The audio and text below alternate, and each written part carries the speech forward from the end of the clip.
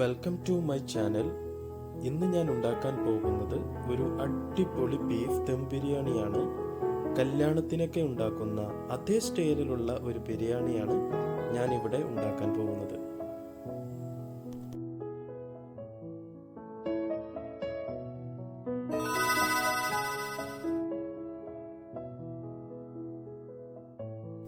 ഇന്ന് നമുക്ക് വീഡിയോയിലേക്ക് പോകാം. എണ്ണ നന്നായി ചൂടായതിനു ശേഷം സവാള, അണ്ടിപ്പരിപ്പ്, മുന്തിരി, കറി ലീവ്സ് ഗോൾഡൻ കളർ വരുന്നത് വരെ എണ്ണയിൽ വറുത്തെടുക്കാം. ബീഫ് ഞാൻ മുന്നേ കുക്ക് ചെയ്ത് വെച്ചിട്ടുണ്ട്. 1 കിലോ ബീഫാണ് ഞാൻ എടുത്തിട്ടുള്ളത്. 1/2 ടീസ്പൂൺ മഞ്ഞൾപ്പൊടി, 1 ടീസ്പൂൺ കുരുമുളക് പൊടി, 1/2 ടീസ്പൂൺ ഗരം മസാല, ആവശ്യത്തിന് ഉപ്പ്, 3 ഗ്ലാസ് വെള്ളം ചേർത്ത് ബീഫ് 80% കുക്ക് ചെയ്യാം. ഇനി നമുക്ക് മസാല ഉണ്ടാക്കാം. പാൻ ചൂടായതിനു ശേഷം 2 ടീസ്പൂൺ RKG, 2 ടീസ്പൂൺ കുക്കിംഗ് ഓയിലും ചേർക്കാം.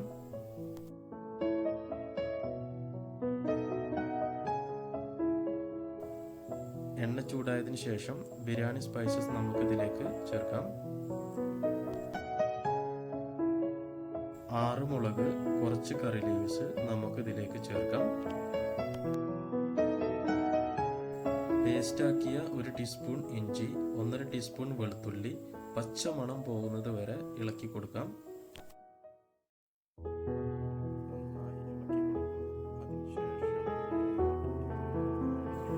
സവാള ഗോൾഡൻ കളർ വരുന്നത് വരെ മുന്നേ ഞാൻ കുക്ക് ചെയ്ത് വെച്ചിട്ടുണ്ട്. അത് ഇതിലേക്ക് ഞാൻ ചേർക്കുന്നുണ്ട്. കട്ട് ചെയ്ത 2 ടൊമാറ്റോ ഇതിലേക്ക് ഞാൻ ചേർക്കുന്നുണ്ട്. എന്നിട്ട് നന്നായി മിക്സ് ചെയ്ത് കൊടുക്കുക. ഈ മസാല കുക്കായതിനു ശേഷം 1 ടീസ്പൂൺ പൊടി,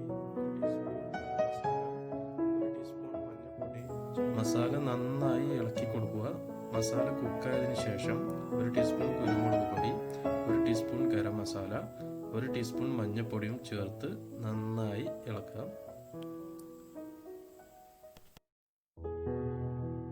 മസാലയുടെ പച്ച സ്മെൽ പോകുന്നത് വരെ മസാല നന്നായി ഇളക്കി കൊടുക്കുക.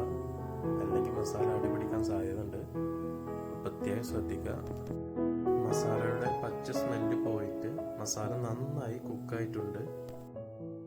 മുന്നേ വേവിച്ച ബീഫ് നമുക്ക് ഇതിലേക്ക് ചേർക്കാം. എന്നിട്ട് നന്നായി ഇളക്കി കൊടുക്കുക. ബീഫിന്റെ സ്റ്റോക്ക് ഇതിലേക്ക് ചേർക്കാം.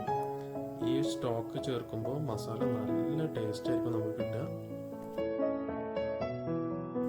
1 ടീസ്പൂൺ ലെമൺ ജ്യൂസ്, 2 ടീസ്പൂൺ തൈര് എന്നിവ ചേർത്ത് നന്നായി ഇളക്കി കൊടുക്കുക. പുളിപ്പ് ടേസ്റ്റ് കിട്ടുമ്പോഴാണ് ബിരിയാണി ഒന്നുകൂടി ഉഷാറാകുന്നത്. 4 ടീസ്പൂൺ മല്ലിച്ചപ്പ്, 1 ടീസ്പൂൺ പുതിന എന്നിവ ചേർത്ത് ഇളക്കി കൊടുക്കുക. നമ്മുടെ മസാലയ്ക്ക് നല്ല സ്മെല്ലാണ് അപ്പോൾ കിട്ടുക.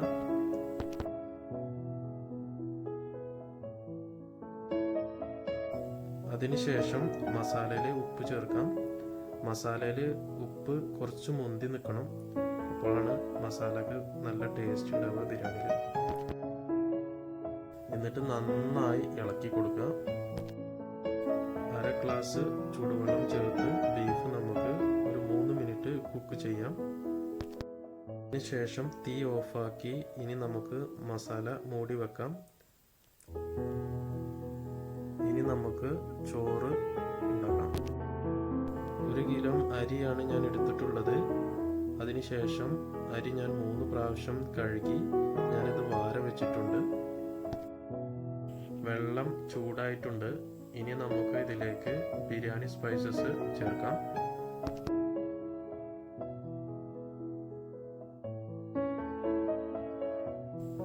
ഇനി നമുക്ക് പാകത്തിന് ഉപ്പ് ചേർക്കാം.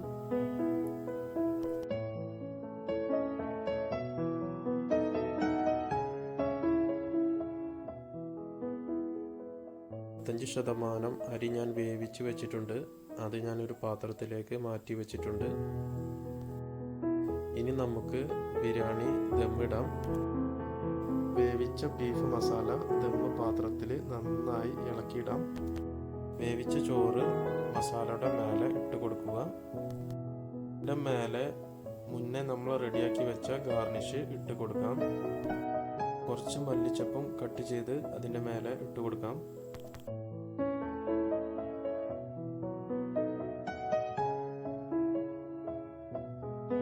രണ്ട് ടീസ്പൂൺ RKG ബിരിയാണിയുടെ ചുറ്റും ഒന്ന് ഒഴിച്ചു കൊടുക്കുക.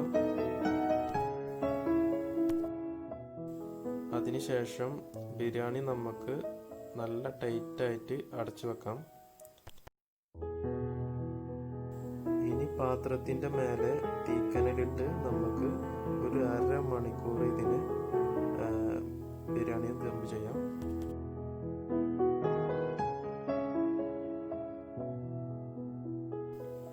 ബിരിയാണി ഇപ്പോൾ നല്ല സ്മെല്ലാണ് കേട്ടോ കിട്ടുന്നത്.